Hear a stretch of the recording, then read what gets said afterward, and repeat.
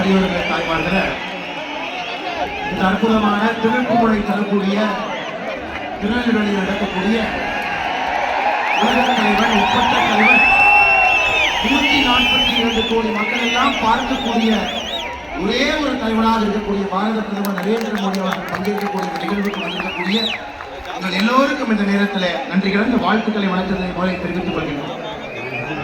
மாமன்னர் பூலித்தேவன், ஒண்டி வீரன், வெள்ளி காலனி, பாஞ்சாலங்குறிச்சியுடைய வீரவாண்டிய கட்டபொம்மன்,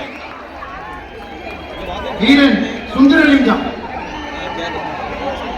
ஊமைத்துறை, வெள்ளை தேவன், அழகுமுத்துக்கோன், கப்பலோட்டிய தமிழன் பாவு சிதம்பரம் பிள்ளை, எட்டயபுரம் முண்டாசு கவிஞன் மகாகவி சுப்பிரமணிய பாரதி, செங்கோட்டையிலிருந்து வாஞ்சினார், தேசியமும் தெய்வீகமும் என்னுடைய 2 கண்கள் என்று வாழ்ந்த நம்முடைய பசும்பொன் முத்துராமலிங்க தேவர் இங்கு வந்திருக்கக்கூடிய தேவேந்திர குல பெருமக்கள் எல்லோருக்கும் ஒரு விஷயத்தை நான் நினைவுபடுத்த வேண்டும் என்றால், நான் கூறிய அனைத்து மகான்களுடைய மொத்த உருவமாக பாரத பிரதமர் நரேந்திர மோடி அவர்கள்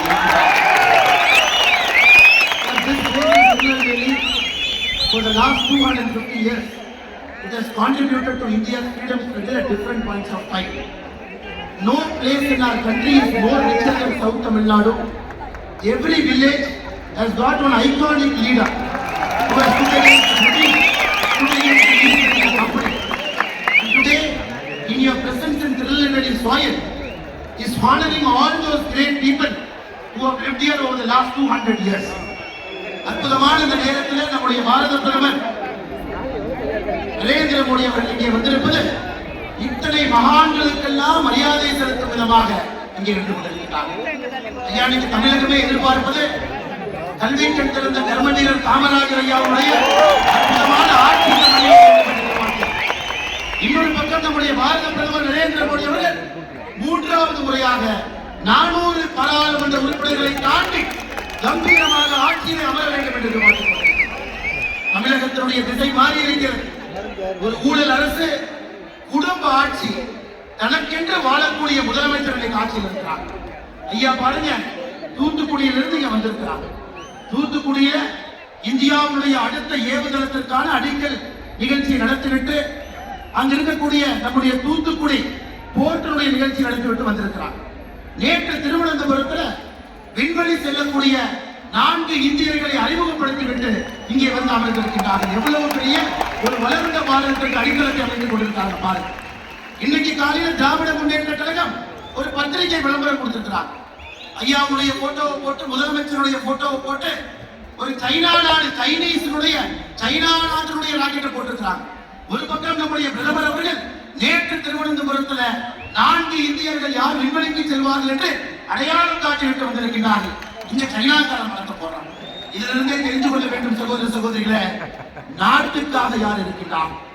142 கோடி மக்களுக்காக யார் வாழ்கின்றார்? கோபாலபுரத்திற்காக யார் வாழ்கின்றார்கள் என்பதை உறுதியாக தமிழக மக்கள் உணர்ந்து 2024 பாராளுமன்ற தேர்தலில் சகோதர சகோதரிகளே, தேசிய ஜனநாயக கூட்டணியில 40 நமதே. நம்முடைய பாரத பிரதமர் அவர்கள் 400 எம்பிக்களை தாண்டி அமரும் பொழுது தமிழகத்திலிருந்து இப்படிப்பட்ட மகான்கள் வாழ்ந்த பூமியில் இருந்து செந்நெல்லும் செந்தமிழுக்கும் சாட்சியாக இருக்கக்கூடிய திருநெல்வேலி மண், சுற்றி இருக்கக்கூடிய தேசிய மக்கள் அனைவருமே நம்முடைய பிரதமர் அவர்களுக்கு நீங்கள் மறுபடியும் ஆசீர்வாதம் கொடுத்து 3வது முறையாக ஆட்சி கட்டளை நீங்கள் அமர்த்துவீர்கள் என்கின்ற நம்பிக்கை முழுமையாக இருக்கிறது. அடுத்த 60 நாட்கள் நீங்கள் கடுமையாக உழைக்கிறீர்கள். நாம் ஒரு போர் படையை போட்டு கொண்டிருக்கிறோம்.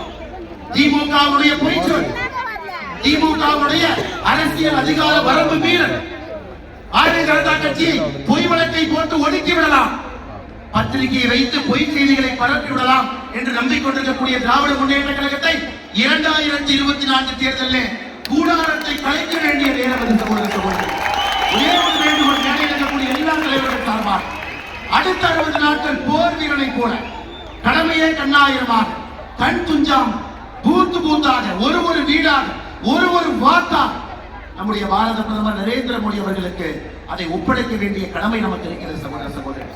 மேடையில் இருக்கக்கூடிய நம்முடைய எல்லா தலைவர்கள், கூட்டணி தலைவர்கள், அண்ணன் ஜான் பாண்டியன் அவர்கள் இங்கே வந்திருக்கிறார். உங்கள் அன்பையெல்லாம் பெற்றவர் தேவநாதன் யாதவ் அவர்கள் வந்திருக்கிறார்.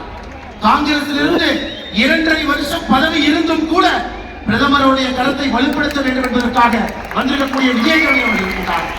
நம்முடைய அகில இந்திய பாரதிய ஜனதா கட்சியினுடைய மகளிர் அணி தலைவி அக்கா வானதி சீனிவாசன் அவர்களிலிருந்து நம்முடைய முன்னாள் மாநில தலைவர் ஐயா பொன் ராதாகிருஷ்ணன், தர்ம போராளி ஹெச்ராஜா அவர்கள், இந்த மண்ணினுடைய மைந்தன் சட்டமன்றத்தினுடைய குழு தலைவர் அண்ணன் நயினார் ராஜேந்திரன் அவர்கள், எல்லாவற்றுக்கும் மேலாக சமூக நீதியினுடைய சாட்சியாக அடையாளமாக இருக்கக்கூடிய அண்ணன் முருகன் அவர்கள் மேடையில் இருக்கின்றார். உங்களுடைய ஆசீர்வாதம் முழுவதும் நீங்கள் பிரதமருக்கு தர வேண்டும் என்கின்ற அன்பான வேண்டுகோளை வைத்து மேலே இருக்கக்கூடிய தலைவர்களுக்கு நன்றி சொல்லி என்னுடைய உரையை முடித்துக் கொள்கின்றேன். நன்றி, வணக்கம்.